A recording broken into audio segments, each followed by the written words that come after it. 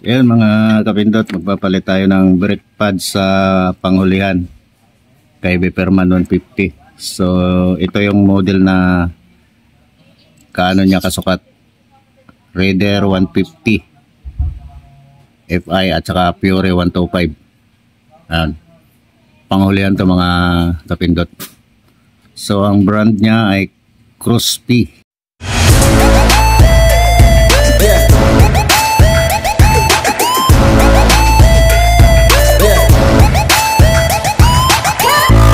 Ito yung papalitan natin, panghulihan, walang tatak.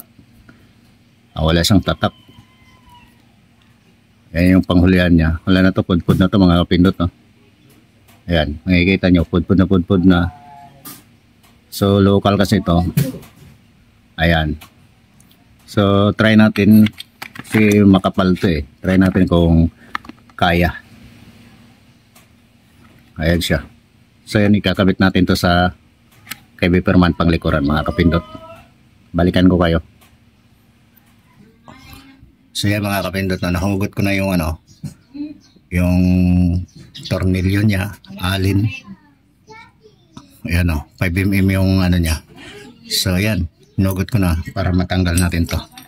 Yung brake pad niya. Ito, para matanggal natin. Ayan Ayan. Tapos dito yan. So ngayon ibabalik natin tong ito, bago papalit natin. Pang Raider yan mga kapindot. Raider 150 Fi or Pure 125 Kawasaki. Ayan, makikita nyo na may nakalagay naman dyan mga kapindot ito. Yan yung mga model na kaparehas dito, panghulihan ni Beperman. So ilalagay ko na lang yung link nito sa description mga kapindot, no? So yan, kabit ko muna dito mga kapindot, tapos balikan ko kayo pagka naikabit na natin, no? Para hindi umaba yung video natin. So yan mga kapindot, no? May brand name din yan mga kapindot, Crospy. Yan, no? Yan, may brand name din yan, Crospy nakalagay. Ayan. So kabit na natin ito mga kapindot. So ito yung mga kapindot, yung bracket dito sa nating caliper de panghulihan. Hinugot ko muna mga kapindot kasi stuck up na. Ginawang kinalawang to, kaya hindi ganong maganda yung laro niya ng labas-pasok. Kaya hinugot ko muna, niliha ko. Ayan may bakat pa ng kalawang. Niliha ko muna. So lalagyan natin to ulit ng grasa. Ayan. So ito yung mga rubber boots niya. Ayan. Itong rubber boots niya. Natuyo na yung yung grasa sa loob.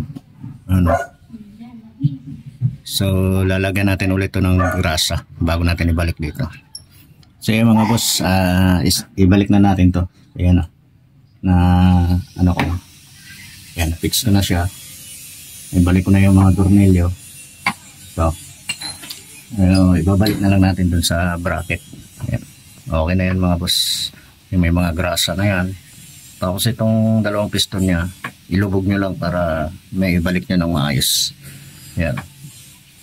So ibabalik ko na lang dun mga kapindot.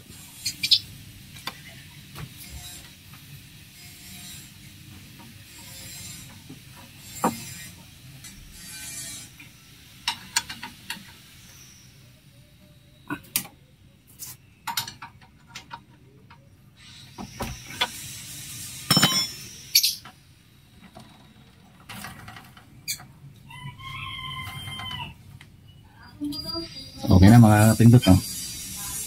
Ang ganda ng pagka-prewheeling ng gulong.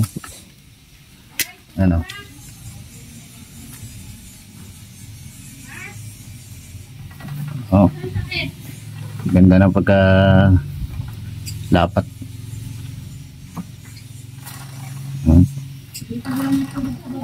Ganda naman pagka-prewheeling niya mga kapindot. Kasi umano na siya. Kumbaga naglalaro na siya ng maayos. Natanggal natin yung kalawang. Nilagyan natin ng tawag nito, grasa. Ayan. Makikita nyo dyan mga kapindot. Gagalaw yan. Yan, may play na siya. Nung hindi pa natin tinanggal yan, hindi pa natin nilagyan ng grasa, hindi siya naglalaro ng ganyan. Kaya pagka kinabit natin tong brake pad, masikip or kumakapit dito, makapit, kaya hindi pantay yung kain. Ngayon ayos na, pantay na pantay na.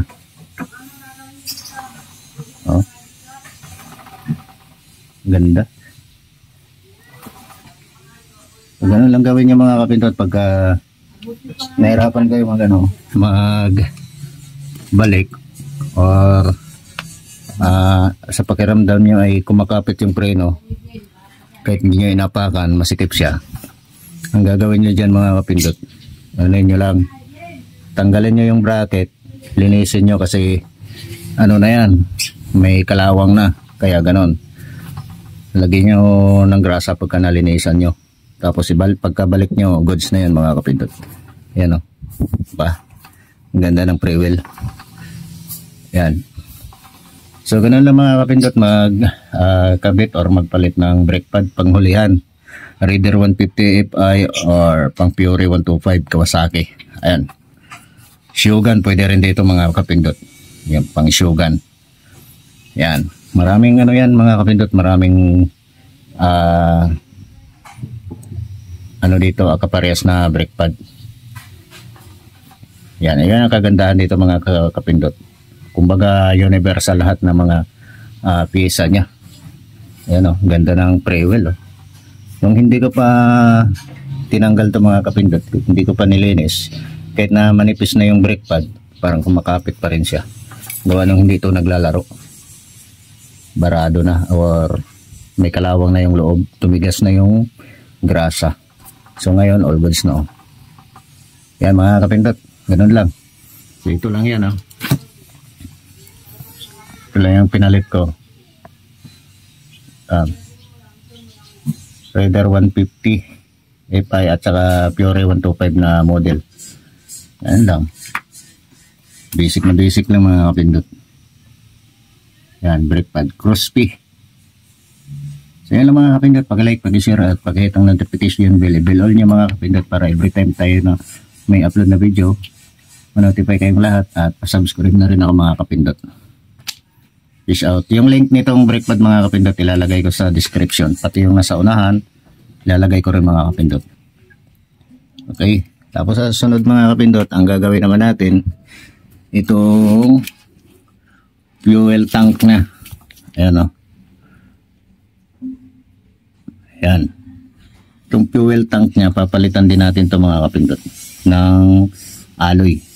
Ayan Kasi sa katagalan, rurupok yan or lulutong. Kaya palitan natin ng alloy mga kapindot. So next video natin, ito ang gagawin natin mga kapindot.